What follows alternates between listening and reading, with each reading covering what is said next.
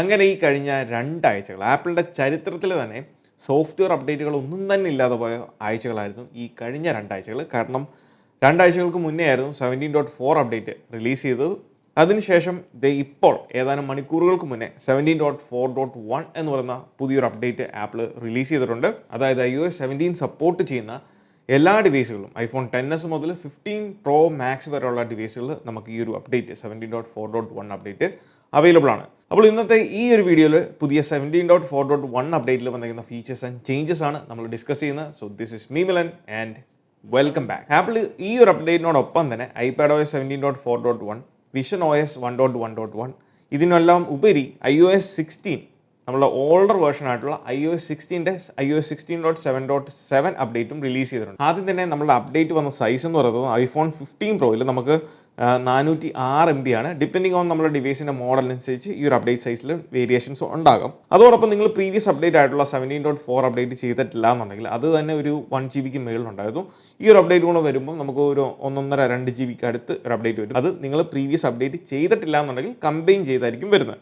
അതോടൊപ്പം തന്നെ നിങ്ങൾ ബെയ്റ്റ ആണ് റൺ ചെയ്യുന്നതെങ്കിൽ, നിങ്ങൾ ഡെവലപ്പർ ബെയ്റ്റ അല്ലെങ്കിൽ പബ്ലിക് ബെയ്റ്റ യൂസർ ആണെന്നുണ്ടെങ്കിൽ നിങ്ങളത് ഓഫ് ചെയ്യുക. ഓഫ് ചെയ്തിട്ട് അതായത് ബെയ്റ്റയിൽ നിന്ന് മാറി റെഗുലർ അല്ലെങ്കിൽ നോർമൽ വേർഷനിലേക്ക് വരുന്നത് നല്ലതായിരിക്കും. കാരണം ബെയ്റ്റ ഓയിസിൽ നമുക്ക് ബഗ്ഗും അതോടൊപ്പം ബാറ്ററി ഇഷ്യൂസും ഉണ്ടാകാനുള്ള ചാൻസസ് ഉണ്ട്. സോ ബെയ്റ്റ റൺ ചെയ്യുന്നവർക്കും ഈ ഒരു അപ്ഡേറ്റ് ചിലപ്പം പ്രോപ്പർ ആയിരിക്കും. അതും 1 GB മേളിലായിരിക്കും 17.4.1 വരുന്നത്. പിന്നീട് ഈ ഒരു അപ്ഡേറ്റ് വേർഷൻ നമ്പറിലേക്ക് പോകുമ്പം 21E236 ആണ് ഇതിൻ്റെ വേർഷൻ. ഇനി ഈ ഒരു അപ്ഡേറ്റിൻ്റെ ഫീച്ചേഴ്സ് ആൻഡ് ചേഞ്ചസിലേക്ക് വരുമ്പോൾ നമുക്ക് യൂഷ്വലി അറിയാവുന്ന പോലെ തന്നെ ഇതൊരു സ്മോളർ അപ്ഡേറ്റ് ആണ്. യൂഷ്വലി നമ്മൾ കാണുന്ന 3 ഡിജിറ്റ് അപ്ഡേറ്റുകളെല്ലാം തന്നെ സ്മോളർ അപ്ഡേറ്റ് ആണ്. കമ്പയറിംഗ് ടു 2 ഡിജിറ്റ് അപ്ഡേറ്റുകൾ നമുക്ക് ഇതിൻ്റെ തൊട്ട് മുന്നേ ഉണ്ടായിരുന്ന 17.4 അപ്ഡേറ്റിൽ നമുക്കറിയാം വിഷ്വലി എവിഡൻ്റ് ആയിട്ടുള്ള കുറേയധികം ഫീച്ചേഴ്സ് ചേഞ്ചസ് ഒക്കെ ആ ഒരു അപ്ഡേറ്റിൽ വന്നിട്ടുണ്ടായിരുന്നു. എന്നാൽ ഇതിലേക്ക് വരുമ്പോൾ നമുക്ക് അങ്ങനെ വലിയ പറയത്തക്ക ചേഞ്ചസ് വിഷ്വലി എവിഡൻ്റ് ആയിട്ടുള്ള ഫീച്ചേഴ്സ് ഒന്നും നമുക്ക് കാണാൻ സാധിക്കില്ല, അല്ലെങ്കിൽ ചേഞ്ചസ് ഒന്നും തന്നെ കാണാനില്ല. പക്ഷേ ഈ അപ്ഡേറ്റ് കൊണ്ടുള്ള നമുക്കുണ്ടാകുന്ന ഒരു ഗുണം എന്താണെന്ന് വെച്ചാൽ ഞാൻ ഈ ഒരു അപ്ഡേറ്റ് ഫോൺ OTA തന്നെയാണ് ചെയ്തത്. കാരണം പ്രീവിയസിലുണ്ടായിരുന്ന ആ ഒരു മേജർ അപ്ഡേറ്റ് നമ്മൾ iTunes ഉപയോഗിച്ച് ചെയ്തു.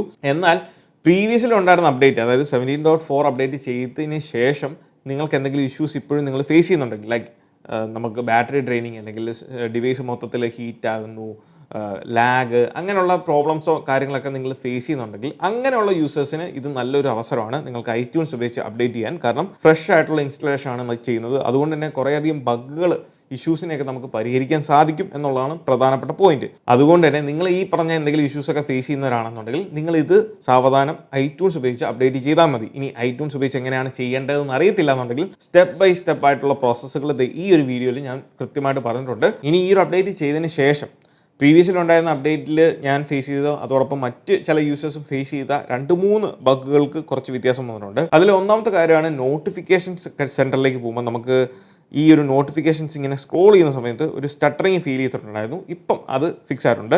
രണ്ടാമത് പല യൂസേഴ്സും മെൻഷൻ ചെയ്തൊരു കാര്യം അല്ലെങ്കിൽ നോട്ടീസ് ചെയ്തൊരു കാര്യമാണ് നമ്മുടെ കീബോർഡിൽ നമ്മൾ എന്തെങ്കിലും ടൈപ്പ് ചെയ്യുന്ന സമയത്ത് അത് ഒന്ന് സ്റ്റട്ടർ ആകുന്നു അല്ലെങ്കിൽ കീബോർഡ് ലാഗ് ആകുന്നു എന്നുള്ളൊരു ഇഷ്യൂ, അതും ഇപ്പം ഫിക്സ് ആയിട്ടുണ്ട്. മൂന്നാമത്തെ കാര്യം iPadമായിട്ട് റിലേറ്റ് ചെയ്തിട്ടാണ്. അത് ആപ്പിൾ തന്നെ മെൻഷൻ ചെയ്തിട്ടുണ്ട്. അതെങ്കിലും കൃത്യമായിട്ട് കൊടുത്തത് നന്നായി. അതായത് certain iPad മോഡൽസിന് QR code scan ചെയ്യാൻ സാധിക്കാത്തൊരു ഇഷ്യൂ ഉണ്ടായിരുന്നു. അത് ആപ്പിൾ ഇപ്പം അപ്ഡേറ്റ് ചെയ്തിട്ടുണ്ട്. ഈ ഒരു അപ്ഡേറ്റിൽ പാച്ച് ചെയ്തിട്ടുണ്ട്. ഇത്രയും കാര്യങ്ങളാണ് നമ്മൾ മെയിനായിട്ട് ഇതിനു വേണ്ടി തന്നെ നോക്കിയപ്പം മനസ്സിലായിട്ടുള്ള ഫസ്റ്റ് ഇംപ്രഷനിൽ നമുക്ക് തോന്നിയേക്കുന്ന ഒരു ചേഞ്ച് എന്ന് പറയുന്നത്.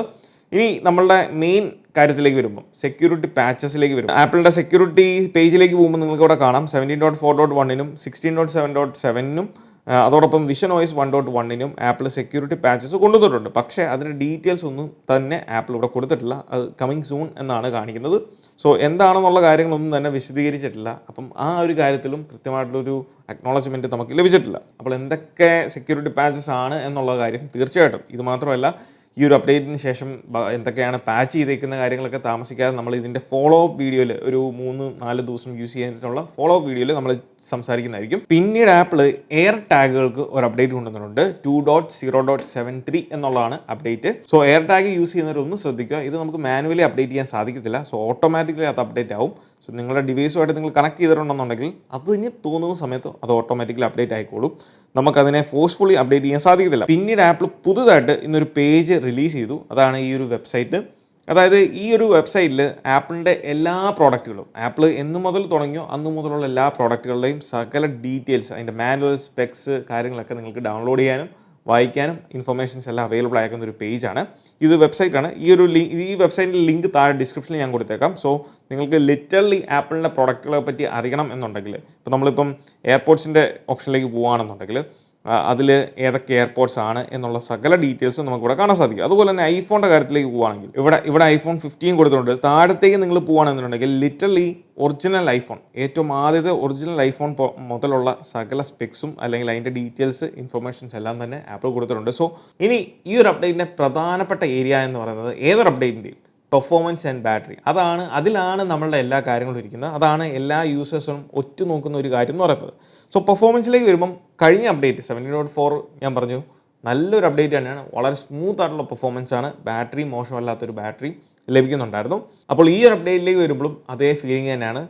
യാതൊരു സ്റ്റട്ടറിങ്ങോ കാര്യങ്ങളോ ഒന്നും തന്നെ ഫീൽ ചെയ്യുന്നില്ല. സ്മൂത്തായിട്ട് തന്നെയാണ് ഈ ഒരു ഡിവൈസിൽ പോകുന്നത്. ബാക്കിയുള്ള ഡിവൈസുകളിൽ അപ്ഡേറ്റ് ചെയ്തതിന് ശേഷം നമ്മൾ ഓൾ ടുഗദർ ഒരു ഫോളോ അപ്പ് വീഡിയോ നമ്മൾ ചെയ്യുന്നതായിരിക്കും. സോ അപ്പം എല്ലാ ഡിവൈസുകളുടെയും പെർഫോമൻസിനെ പറ്റി നമുക്ക് അറിയാൻ സാധിക്കും. രണ്ടാമത്തെ കാര്യം ബാറ്ററിയുടെ കാര്യത്തിലേക്ക് വരുമ്പം ബാറ്ററി നമുക്കിപ്പോൾ അറിയാം, ഈ ഒരു അപ്ഡേറ്റ് ചെയ്യുന്നതിന് മുന്നേ വരെ എനിക്ക് 99% ആയിരുന്നു ബാറ്ററി ഹെൽത്ത്. ഇപ്പോൾ ഈ ഒരു ബാറ്ററി ഹെൽത്തിലേക്ക് വരുമ്പം 99% തന്നെയാണ്. പക്ഷേ എൻ്റെ ബാറ്ററി നിങ്ങൾക്ക് സൈക്കിൾ കൗണ്ട് നോക്കുമ്പോൾ മനസ്സിലാവും 212 സൈക്കിൾ കൗണ്ട് ഞാൻ കഴിഞ്ഞു. കാരണം അതുപോലെ റഫായിട്ടാണ് ഞാൻ ഈ ഒരു ഡിവൈസ് യൂസ് ചെയ്യുന്നത്. സോ അതുകൊണ്ട് തന്നെയാണ് 212. നോർമലി ഈ ഒരു ടൈം പീരീഡ് ഇപ്പം 6 മാസമായിട്ടുള്ളൂ. ഈ ഒരു 6 മാസത്തെ ടൈം പീരീഡിനുള്ളിൽ ഈ ഒരു 212 ഒന്നും ആകത്തില്ല, സൈക്കിള് അതിൽ കുറവേ ആകത്തുള്ളൂ. എന്നാൽ ബാറ്ററി ഹെൽത്ത് ഇപ്പോൾ എനിക്ക് തോന്നുന്നൊരു 2 മന്ത്സിന് മേളിലായിട്ടുണ്ടാകും ഈ ഒരു ബാറ്ററി ഹെൽത്ത് ഡ്രോപ്പായിട്ട്. ഇത് എൻ്റെ മാത്രം കാര്യമാണ്. പക്ഷേ നമ്മളുടെ കമൻറ്റ്സ് ഡെയിലി ഞാൻ ചെക്ക് ചെയ്യാറുള്ളതാണ്. കമൻസും മെസ്സേജുമായിട്ട് വരുന്ന കാര്യത്തിൽ ഇപ്പം ഐഫോൺ 15 സീരീസ് ഉപയോഗിക്കുന്ന പല യൂസേഴ്സും അവർക്ക് വാങ്ങി ഒരാഴ്ച അല്ലെങ്കിൽ ഒരു മാസം 2 മാസത്തിനുള്ളിൽ ബാറ്ററി ഹെൽത്ത് 97, 96% അല്ലെങ്കിൽ 98%ലേക്കൊക്കെ പോകുന്നവരുണ്ട്. സോ അവിടെ നമ്മൾ അഡ്മിറ്റ് ചെയ്യേണ്ട അല്ലെങ്കിൽ മനസ്സിലാക്കേണ്ട 2 കാര്യങ്ങളാണ്. ഒന്ന്, ചിലപ്പോൾ നമ്മളുടെ ഭാഗത്തു നിന്നുണ്ടാക്കുന്ന നമ്മളുടെ യൂസേജ് രീതികളുടെ ഒരു മിസ്റ്റേക്ക് കൊണ്ടാകാം. അല്ലാന്നുണ്ടെങ്കിൽ ഡിവൈസിൻ്റെ എന്തെങ്കിലും മറ്റ് സോഫ്റ്റ്വെയർ പരമായിട്ടുള്ള അല്ലെങ്കിൽ ഹാർഡ്വെയർ പരമായിട്ടുള്ള ഇഷ്യൂസ് ആകാം. അതുകൊണ്ട് തന്നെ നിങ്ങൾ ആദ്യം ചെയ്യേണ്ടത് ഒപ്റ്റിമൈസ് ബാറ്ററി ചാർജിങ് നിങ്ങൾ എനേബിൾ ചെയ്തിട്ടില്ല എന്നുണ്ടെങ്കിൽ അത് നിങ്ങൾ എനേബിൾ ചെയ്യുക. ഒപ്റ്റിമൈസ് ബാറ്ററി ചാർജിങ്ങിനോടൊപ്പം തന്നെ നമ്മളുടെ ചാർജിങ് രീതികൾ എങ്ങനെയാണെന്നുള്ളത് ഒന്ന് വിലയിരുത്തുക. അതിപ്പം ഞാൻ ഓൾറെഡി നമ്മളുടെ ഡെഡിക്കേറ്റഡ് ആയിട്ടുള്ള പല വീഡിയോസ് ചെയ്തിട്ടുണ്ട്. ഈ ഒരു പ്ലേലിസ്റ്റ് നിങ്ങൾ ചെക്ക് ചെയ്യുകയാണെന്നുണ്ടെങ്കിൽ നിങ്ങൾക്ക് ഇതിനെപ്പറ്റി A to Z എങ്ങനെയൊക്കെ നമ്മൾ ചാർജ് ചെയ്യണം, എങ്ങനെയൊക്കെ നമ്മളുടെ ഡിവൈസിൻ്റെ ബാറ്ററി ഹെൽത്ത് കുറയാതെ നമ്മൾ മെയിൻറ്റെയിൻ ചെയ്യണം, ഇങ്ങനെയുള്ള സകല കാര്യങ്ങളും നമ്മൾ ഈ പറഞ്ഞ പ്ലേലിസ്റ്റിൽ സംസാരിച്ചിട്ടുണ്ട് അല്ലെങ്കിൽ വീഡിയോസിൽ സംസാരിച്ചിട്ടുണ്ട്. സോ അത് നിങ്ങൾ ചെക്ക് ചെയ്യുക. സോ ആ ഒരു രീതിയിൽ നിങ്ങൾ മുന്നോട്ട് പോവുകയാണെന്നുണ്ടെങ്കിൽ നമുക്ക് മെയിൻറ്റെയിൻ ചെയ്യാൻ സാധിക്കും. കാരണം ഞാൻ ഇത്രയും വേഴ്സ്റ്റായിട്ട് തന്നെയാണ് ഈ ഒരു ഡിവൈസ് ഉപയോഗിക്കുന്നത്. എന്നെക്കാളും മെച്ചപ്പെട്ട രീതിയിലായിരിക്കും ഈ വീഡിയോ കാണുന്നത് നിങ്ങളിൽ പലരും ഉപയോഗിക്കുന്നത്.